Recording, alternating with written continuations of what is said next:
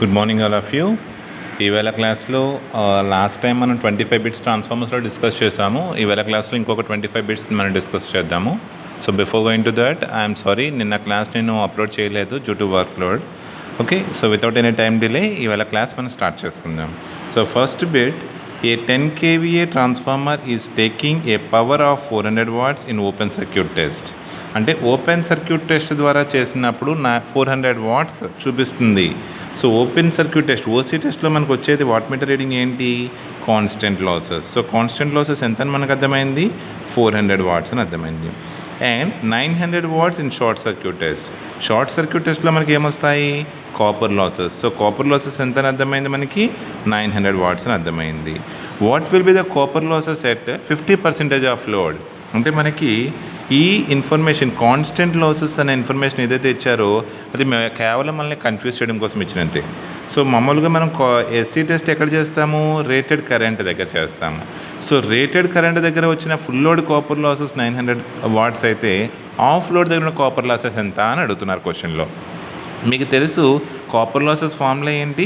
I/R. So copper losses depends on కరెంటా, square of the కరెంటా, square of the current. So 900 watts full load copper loss అంటే half load దగ్గర ఉన్న copper losses కావాలంటే 900/2 అంటే 900 × 1/2 కాదు, ఆఫ్ లోడ్ కంటే హాఫ్ స్క్వేర్ టైమ్స్. ఎందుకంటే స్క్వేర్ ఆఫ్ ది కరెంట్గా ప్రపోర్షనల్గా ఉంటుంది కాబట్టి 900 × half square it means 900/4. So 900/4 అంటే ఏమవుతుంది? 225. Option number C.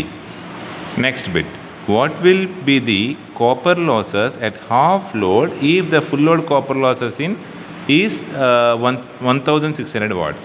Full load copper losses 1600 అయితే డైరెక్ట్గా, ఇది ఇండైరెక్ట్గా అడిగారు, ఇది డైరెక్ట్గా అడిగేశారు. So full load copper losses is equal to 1600 అయితే హాఫ్ లోడ్ కాపర్ లాసెస్ ఏమవుతుంది? Half full load copper losses ఏమవుతుంది? మీకు తెలుసు హాఫ్ లోడ్ అంటే డైరెక్ట్గా హాఫ్ కాదు, హాఫ్ స్క్వేర్ అవుతుంది అని.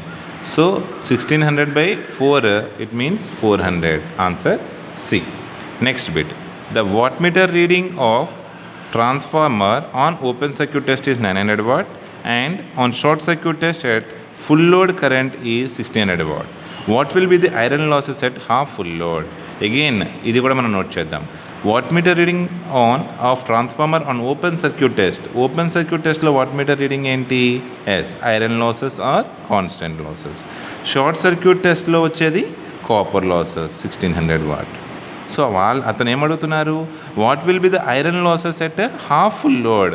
So full load iron losses 900 watt అయితే half full load iron losses ఎంత అవుతాయి? సో మీరు అనుకున్నట్టుగా 900 అవుతుందా, 900/2 అవుతుందా? హాఫ్ లోడ్ అన్నారు కదా. సో హాఫ్ లోడ్ అన్నా, క్వార్టర్ లోడ్ అన్నా, ఫుల్ లోడ్ అన్నా, డబల్ ది ఫుల్ లోడ్ అన్నా constant losses. Iron open circuit టెస్ట్లో వచ్చే లాసెస్ ఏంటి? Constant losses. నేమ్లోనే ఉంది కాన్స్టెంట్ అని.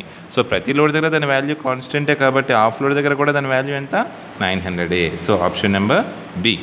Next, the copper losses of a transformer during the maximum efficiency is 1000 watt. What will be the iron losses? మీకు తెలుసు condition for the maximum efficiency ఏంటండి?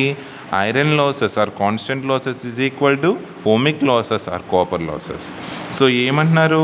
Copper losses 1000 watts ఉందంట maximum efficiency condition దగ్గర. మరి iron losses ఎంత అని అడుగుతున్నారు. So iron losses కూడా ఏమవ్వాలి? Same 1000. Answer B. Next bit, the efficiency of a transformer is at maximum value when అంటే ఎఫిషియన్సీ మ్యాక్సిమం ఉందంట. అది ఎప్పుడు ఉంటుంది? ప్రీవియస్ మనం ఒక బిట్ చూసాం కదా, ఇది దానికి సిమిలర్గా. మ్యాక్సిమం ఎఫిషియన్సీ కండిషన్ ఏంటి? Variable loss is equal to constant losses or copper losses is equal to iron losses అయినప్పుడు అవుతుంది. సో ఇక్కడ చూస్తే copper loss is equal to iron losses. Option ఏలో కనిపిస్తుంది. Next, copper losses is more than iron losses, copper loss is less than iron losses, copper loss is 0. So option ఏంటి? A. So next, మీరు అనుకోవచ్చు copper loss is 0 అనొచ్చు కదండి అని. Copper losses formula I/R. So I0 ఎప్పుడు అవుతుంది? Load లేనప్పుడు. Load లేనప్పుడు అసలు ఎఫిషియన్సీ క్యాలిక్యులేట్ చేయడంలో మీనింగ్ ఉందా? లేదు. Next, generally A transformer has the efficiency of. Transformer అన్నిటికన్నా ఎక్కువ ఎఫిషియన్సీ ఉంటుంది అనుకున్నామా, తక్కువ ఉంటుంది అనుకున్నామా? ఎక్కువ. సో అన్నిటికన్నా ఎక్కువ ఇట్ మీన్స్ అరౌండ్ 97 to 98% ఉంటుంది. Option D. Next, results of a transformer with a rating of 10 kVA 1100 volts by 220 volts 50 Hz are obtained while testing short circuit test power input. SC టెస్ట్లో power input is equal to ఏంటి, copper losses 270 watt. Open circuit టెస్ట్లో power input ఏంటి, constant losses is equal to 230 volts. What is the efficiency of a transformer at full load 0.5 power factor. So efficiency formula ఏంటి, output power by input power into 100. So output power రావాలి అంటే output ఇక్కడ kVA ఉంది, ఎంత 10 kVA, 10 into 1000. పవర్కి formula VI or VA cos phi. So ఇక్కడ VA ఉంది, ఇక్కడ cos phi ఇచ్చాడు. So VA into cos phi ఎంత ఇచ్చాడు, 0.5 వేస్తే మనకి అవుట్పుట్ వచ్చినట్టు. మరి ఇన్పుట్ రావాలంటే అవుట్పుట్కి ఏం యాడ్ చేయాలి, లాసెస్ యాడ్ చేయాలి. సో 10 into 100, 1000 into 0.5 అంటే 500. సో నేను అవుట్పుట్ 500 ప్లస్ లాసెస్ ఎంత, లాసెస్ కూడా 500 కదా, 500. సో 10 kVA అంటే ఇక్కడ చూసారు కదా మనం మిస్టేక్ చేసాము, K అంటే 1000 కదా. So 10 into 1000 into 0.5, 1000 into 0.5 500, 500 into 10 5000. So 5000 by output 5000 by input 5000 plus 500 5500. So 0 0 0 0 cancel, 5 10s 5 11s. So 10 by 11 it's value into 100 కూడా కదా ఎఫిషియన్సీ, పర్సంటేజ్ ఎఫిషియన్సీ అంటే. సో 10 by 11 ఇంటూ 100 అంటే 0.9090 వస్తుంది. ఇంటూ 100 చేస్తే 90.90, it's around 91%. So option A. Next, what is the cause for producing humming noise in the transformer core. Transformer service రన్నింగ్లో ఉంటున్నప్పుడు మీరు కొంచెం దాని దగ్గరికి వెళ్ళి సార్ అబ్జర్వ్ చేస్తే సమ్ హమ్మింగ్ సౌండ్ వస్తుంది. సో ఆ హమ్మింగ్ సౌండ్ రావడానికి రీజన్ ఏంటి, ఏమంటున్నాడు, overload of the transformer overload అయితే due to excess current winding వేడెక్కుతుంది. సో హమ్మింగ్ నాయిస్ రాదు.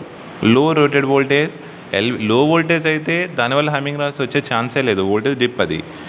Insufficient clamping of laminated core. So మనం ఎడ్డీ కరెంట్ లాసెస్ని తగ్గించడం కోసం కోర్ని లామినేట్ చేస్తాం. ఆ లామినేట్ చేసేది ఇంప్రాపర్గా లామినేట్ చేసి రివిట్ సరిగ్గా వేయకపోతే లామినేషన్ మధ్యన వైబ్రేషన్స్ వచ్చి ఆ వైబ్రేషన్ సౌండే మనకి హమ్మింగ్ సౌండ్గా వినిపిస్తుంది. సో ఇంకా మిగతా చదవవసరం లేదు, option number C. Next, no load loss of a transformer has two components. They are eddy current and hysteresis losses. So ఇక్కడ క్వశ్చన్ కాకుండా మనకి మ్యాటర్ కూడా నేర్పిస్తున్నారు ఈ బిట్లో.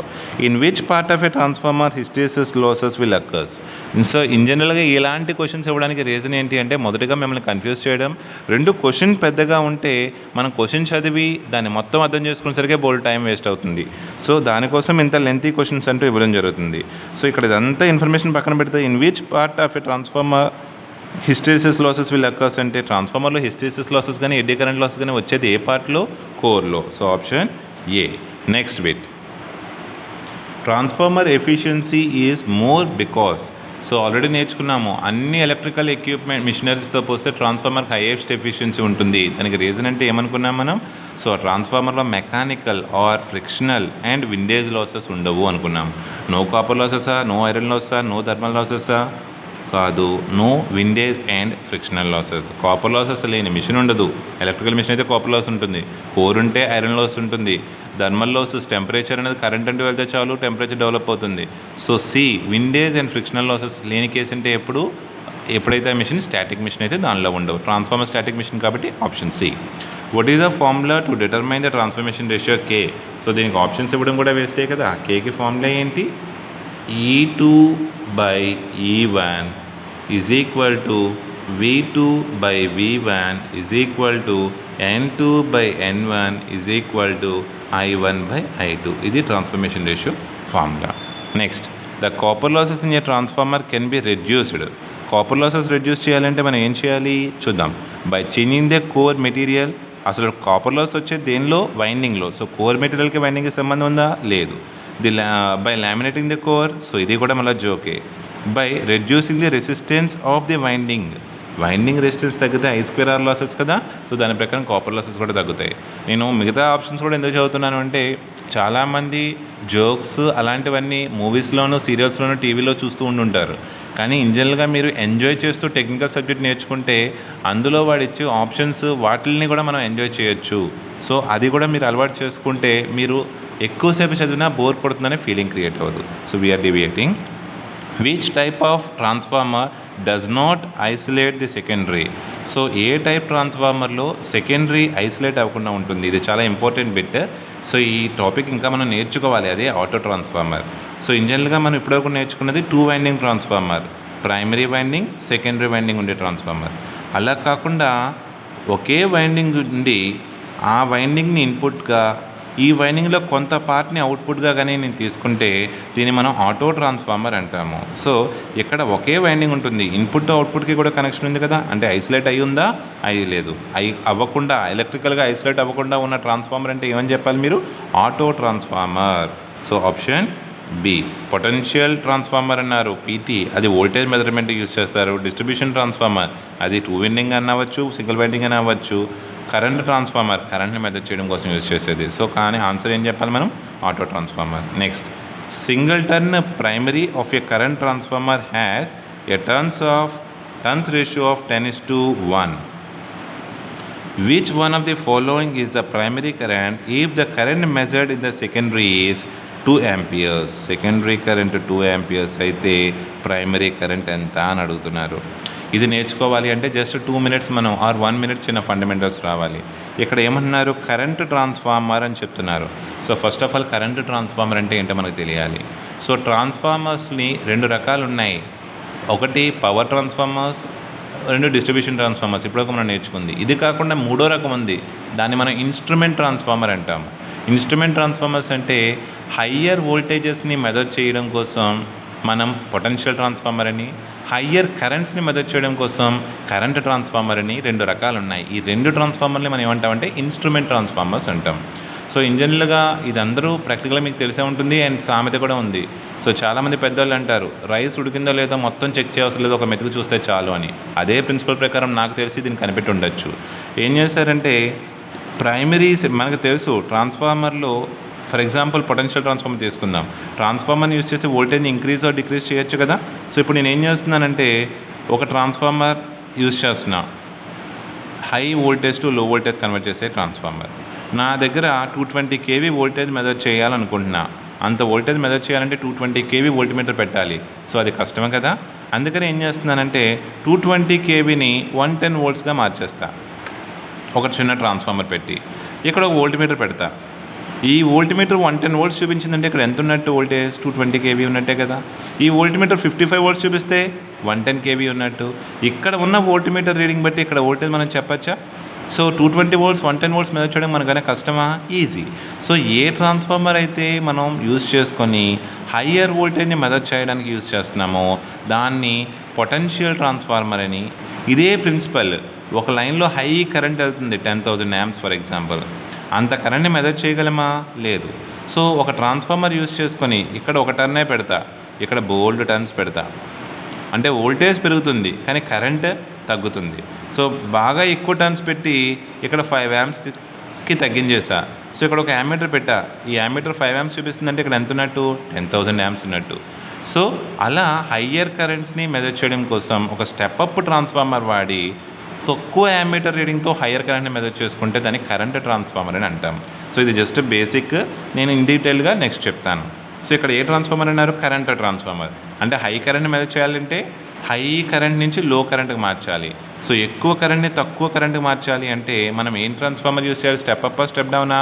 Step up. రీజన్ ఏంటి? హై కరెంట్స్ దగ్గర వోల్టేజ్ తక్కువ ఉంటుంది, లో కరెంట్స్ దగ్గర వోల్టేజ్ ఎక్కువ ఉంటుంది. అంటే లో వోల్టేజ్ని హై వోల్టేజ్ కింద మార్చే ట్రాన్స్ఫార్మర్. సో లో వోల్టేజ్ అంటే తక్కువ టర్న్స్, హై వోల్టేజ్ అంటే ఎక్కువ టర్న్స్. ఇలా ఒక ట్రాన్స్ఫార్మర్ ఉంది. అంటే ఇప్పుడు ఈ ట్రాన్స్ఫార్మర్ మనం ఏమనొచ్చు? కరెంట్ ట్రాన్స్ఫార్మర్ అనొచ్చు. Having a turns ratio of 10:1. ఎంత లాజికల్గా చెప్పాడు చూడండి. 10:1 అంటే అందరూ 10 ప్రైమరీ 1 సెకండరీ అంటారు. కానీ కరెంట్ ట్రాన్స్ఫార్మర్ అంటే తక్కువ టర్న్స్ ప్రైమరీలో ఉంటాయా, ఎక్కువ టర్న్స్ ప్రైమరీలో ఉంటాయా? తక్కువ ప్రైమరీలో ఉంటాయా, ఎక్కువ సెకండరీలో ఉంటాయి. ఇందులో తక్కువేది 1, ఎక్కువేది 10. అంటే ప్రైమరీ సైడ్ 1 టన్, సెకండరీ సైడ్ 10 టన్స్ అనే లాజిక్ మనకి తెలియాలి. సో తర్వాత ఏమన్నారు, which one of the following is the primary current if the current measured in the secondary is 2 amperes. So 10 turns ఉన్న సైడ్ 2 amps మెజర్ చేసిందంటే అమ్మీటర్. అలాంటప్పుడు 1 టన్ ఉన్న side ఎంత? సో కరెంట్ 10 టన్స్ ఉన్న సైడ్ 2 amps ఉంటే 1 టన్. So మీకు తెలుసు current inversely proportional కదా రిలేషన్. సో తక్కువ 10 టన్స్ తక్కువ టన్స్ ఉంది కాబట్టి 10 టైమ్స్ ఎక్కువ కరెంట్ ఉంటుంది. ఇక్కడ 10 టన్స్ ఉన్న చోట 2 amps అయితే ఇక్కడ 1 టర్న్ అంటే 10 టైమ్స్ తక్కువ టర్న్స్ ఉన్నాయి. అంటే కరెంట్ ఎలా ఉంటుంది? 10 టైమ్స్ ఎక్కువ ఉంటుంది. ఇక్కడ 2 అయితే 10 టైమ్స్ ఎక్కువ అంటే ఏమైనట్టు 20. Option D. Next, as compare to the secondary of a step up transformer the primary will have. Step up transformer సెకండరీలో అసలు స్టెప్ అప్ ట్రాన్స్ఫార్మర్ ఏంటి? తక్కువ వోల్టేజ్ ప్రైమరీ, ఎక్కువ వోల్టేజ్ సెకండరీ. సో సెకండరీతో కంపేర్ చేస్తే ప్రైమరీ ఎలా ఉంటుంది అంటున్నారు? వోల్టేజ్ తక్కువ ఉంటుంది, కరెంట్ ఎక్కువ ఉంటుంది. మీకు తెలుసు స్టెప్ అప్ అంటే ప్రైమరీ తక్కువ వోల్టేజ్, మరి తక్కువ వోల్టేజ్ నుంచి కరెంట్ ఎలా ఉంటుంది? ఎక్కువ ఉంటుంది. So low voltage and high current. So straight away option ఏలోనే కనిపిస్తుంది. Next bit, in a transformer if the number of turns in the secondary winding is twice that in the primary winding. So ఒక transformer ఉందంట, if the number of turns in the secondary winding is twice the number of turns in the primary. So ప్రైమరీలో 2 turns అనుకుంటే secondary twice అంటే double అని. ఇది 2 అనుకుంటే ఇది ఏమవుతుంది? 4 అవుతుంది. The secondary voltage will be, turns ఏ టైప్లో పెరిగిందో వోల్టేజ్ కూడా అదే ప్రపోర్షన్గా పెరుగుతుంది కదా. సో అది కూడా ట్వైస్ ది ప్రైమరీ వోల్టేజ్. ఇంకా మిగతా ఆప్షన్స్ చదవవసరం లేదు, డైరెక్ట్గా option C. Next, which one of the following can be increased by using a step up transformer. Step up transformer అంటే ఏం పెరుగుతుంది? వోల్టేజ్ పెరుగుతుంది. So option B. Power same, current తగ్గుతుంది, frequency same. Next, in 1 kVA transformer the number of turns per volt is 8. చాలా బాగుంది. 1 kVA transformer ఉందంట, అది ఏ ట్రాన్స్ఫార్మరో చెప్పట్లే ప్రస్తుతానికి. సో 8 టర్న్స్ ఉపయోగపడుతున్నాయంట 1 వోల్ట్ వోల్టేజ్ని జనరేట్ చేయడం కోసం. What is the number of turns in high voltage side if the voltage is 110 volts. ఒక్క వోల్ట్ రావాలంటే 8 టర్న్స్ కావాలి. 110 volts కావాలంటే ఎన్ని టర్న్స్ కావాలి? 1 వోల్ట్కి 8 టర్న్ అయితే 110 voltsకి 880 టర్న్స్. అంతే కదా. 2 వోల్ట్ అంటే 16, 3 వోల్ట్ అంటే 24. అలా 110 వోల్ట్ రావాలంటే సో 8 అలా 110 times 8. సో 110 into 8 ఏమైనట్టు 880. Option B. చాలా బాగుంది బిట్. రివర్స్లో అడిగారు, ఎప్పుడు పర్ టర్న్ వోల్టేజ్ ఇచ్చేసి ఇంకో విధంగా అడుగుతారు, కానీ ఇక్కడ అలా కాదు, వెరైటీగా అడిగారు. నైస్ బిట్ కదా.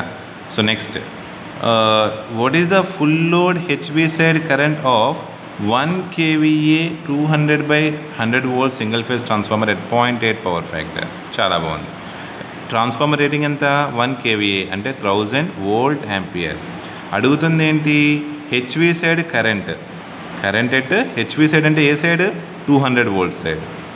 కరెంట్ కావాలి అంటే వోల్ట్ యాంపియర్ని దేంతో డివైడ్ చేయాలి? వోల్ట్ చేత. కానీ ఏ వోల్ట్ ఏ సైడ్ అనేది 200 కదా, అంటే 200 చేత డివైడ్ చేయాలి. వోల్ట్ యాంపియర్ బై వోల్ట్ వేస్తే వోల్ట్ పోయి యాంపియర్ మిగులుతుంది. 1000 volt ampere బై వోల్ట్ ఎంత? 200 ఎందుకు వేసాను? 100 వేయచ్చు కదా. ఎందుకంటే కరెంట్ అడుగుతుంది ఏ సైడ్? ఎల్వి సైడ్, హెచ్వి సైడా? హెచ్వి అంటే హై వోల్టేజ్ సైడ్. అదే ఎల్వి అడుగుంటే 100 వేసేవాళ్ళం. సో 200 ఎన్ని టైమ్స్ పోతుంది? 5 times. So option C. Next, what is the unit of output power consumed during a day taken for calculating all day efficiency of a transformer. So చూడండి, what is the unit of a power consumed during the day taken for calculating all day efficiency of a transformer. All day efficiency ఇంకో పేరేంటి? Energy efficiency. So energy efficiency అంటే output ఇన్పుట్ని మనం దేనిలో చెప్తాము? Kilowatt hour or watt hour. ఎందుకంటే energy units ఏంటి? Watt hour కాబట్టి. Next bit, okay, when 2 transformers are operating in parallel they will share the load depending upon their as per unit impedance. మనం అనుకున్నాము 1 kVAది 100 kVAది కూడా మనం ప్యారల్ ఆపరేట్ చేయొచ్చు అని, కానీ 1 కేవీఏది 1 కేవీఏనే, 100 కేవీఏది 100 కేవీఏనే లోడ్ ఎలా షేర్ చేస్తుంది? 1 కేవీ అంటే లో కదా రేటింగ్, దానికి హై ఇంపిడెన్స్ అని. 100 కేవీ అంటే హై రేటింగ్ కదా, దానికి లో ఇంపిడెన్స్ ఉండాలి, డిజైనింగ్ టైంలోనే అది చేయాలి అని మనం అనుకున్నాము. సో మనం లాస్ట్ క్లాస్లో చెప్పాను, impedances kVA rating inversely proportional అన్నా, పర్ యూనిట్ ఇంపిడెన్స్ సేమ్ ఉండాలి అన్నా సేమే అని. సో ఇక్కడ ఏముంది చూసారు కదా, ఆప్షన్ సిలో పర్ యూనిట్ ఇంపిడెన్స్ అని చెప్పేసి, so option C per unit impedance పెట్టుకోవచ్చు. పర్ యూనిట్ ఇంపిడెన్స్ సేమ్ కానీ ఉంటే లో రేటింగ్ ట్రాన్స్ఫార్మర్ లో రేటింగ్ది, high rating transformer high supply చేస్తుంది. అసలు పర్ యూనిట్ ఇంపిడెన్స్ అంటే ఏంటి అంటే ఎంత కేవీఏకి ఎంత ఉండాలి. సో అనే ఒక పర్ యూనిట్ రిప్రజెంటేషన్ అనేది ఒక రిప్రజెంటేషన్ ఉంటుందండి. సో అదేంటి అంటే ఎంతకి ఎంత ఉండాలి అని చెప్పేదన్నమాట. సో ఎంతకి ఎంత ఉండాలి అన్నారు. 1 కేవీఏకి 10 ohms అనుకోండి, 100 కేవీఏకి ఏమవుతుంది 0.1 ohm అని. సో పర్ యూనిట్ ఇంపిడెన్స్ దీనికి 10 దీనికి 10. మీరు అర్థం చేసుకుంటున్నారా? పర్ యూనిట్ ఇంపిడెన్స్ అంటే 1 కేవీఏకి ఎంత ఉంటుంది. ఇక్కడ 1 కేవీఏ ఉంది, దానికి 10 ohms. ఇది 100 కేవీఏ, దానికి 0.1 ఉంది. కానీ ఇది 1 కేవీఏ అయ్యి ఉంటే దీనికి ఎంత ఉండాలి 10. సో పర్ యూనిట్ ఇంపిడెన్స్ ఇక్కడ 10, ఇక్కడ 10. సో పర్ యూనిట్ ఇంపిడెన్స్ ఎలా ఉండాలి? Same. C answer. Next, the colour of silica gel in dry condition. So పర్ఫెక్ట్గా మనకు తెలుసు, ట్రాన్స్ఫార్మర్లో మాయిశ్చర్ కంటెంట్ని ఎంటర్ అవ్వకుండా చేయడం కోసం యూజ్ చేసేదాన్ని సిలికాజల్ అంటాము అని. అది పర్ఫెక్ట్ కండిషన్లో ఉంటే అది బ్లూ కలర్లో ఉంటుంది. దాని ప్రాపర్టీ పోతే పింక్ కలర్ నుంచి వైట్ కలర్లోకి వెళ్తుంది. కంప్లీట్ పోతే వైట్, సెమీగా పోతే పింక్, పర్ఫెక్ట్ కండిషన్లో ఉంటే blue. Next, what is the material used inside the breather to prevent moisture entering in to the transformer. ఇప్పుడు ఈ క్వశ్చన్కి రివర్స్, మాయిశ్చర్ ఎంటర్ అవ్వకుండా ఉండడం కోసం సిలికాజల్ యూజ్ చేస్తాం కదా. సో అదే అడుగుతున్నారు ఇక్కడ. దాని కలర్ ఏంటి అని అడిగారు, ఇక్కడ ఏం వాడతామని అడుగుతున్నారు. ఏం వాడతాం? Silica gel. Next, what is the unit used for input and output while calculating all day efficiency. Same ఇందాక బిట్ చూసాము, ఆల్ డే ఎఫిషియన్సీకి ఇంకో పేరేంటి? Energy efficiency. అందుకని ఏం unit? Kilowatt hour or watt hour. Next, the standard rating of secondary of potential transformer is. Always potential transformer అంటే higher voltage measure చేయడం కోసం అనుకున్నాము, అది స్టెప్ డౌన్ ట్రాన్స్ఫార్మరే అవుతుంది. ఇక్కడ ఎంత వోల్టేజ్ ఉన్నా ఈ సైడ్ ఐదర్ 110 ఆర్ 115 ఆర్ 120, ఈ 3 రేటింగ్లో ఒక రేటింగ్ అవుతుంది. ఇన్ జనరల్గా 24,000 కన్నా లోవర్ వోల్టేజ్ ఉంటే ఐదర్ 115 ఆర్ 110 volts అవుతుంది సెకండరీ. దీనికన్నా 24,000 కన్నా హయ్యర్ వోల్టేజ్ మెజర్ చేయాలి అంటే నియర్లీ 120 అవుతుంది. So it is always between 110 and 120. So ఇందులో ఆన్సర్ ఏంటి? 110. సో నెక్స్ట్ ఇంకొక 25 bits నెక్స్ట్ క్లాస్లో డిస్కస్ చేద్దాము.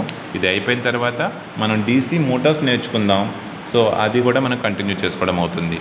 సో స్టిల్ ఇంకెవరైనా సబ్స్క్రైబ్ చేసుకోలేని వాళ్ళు ఉంటే చేసుకొని బెల్ ఐకాన్ క్లిక్ చేస్తే నేను ఎవ్రీడే పెడుతున్న క్లాస్ మీకు నోటిఫికేషన్లో వస్తుంది. Okay, thank you.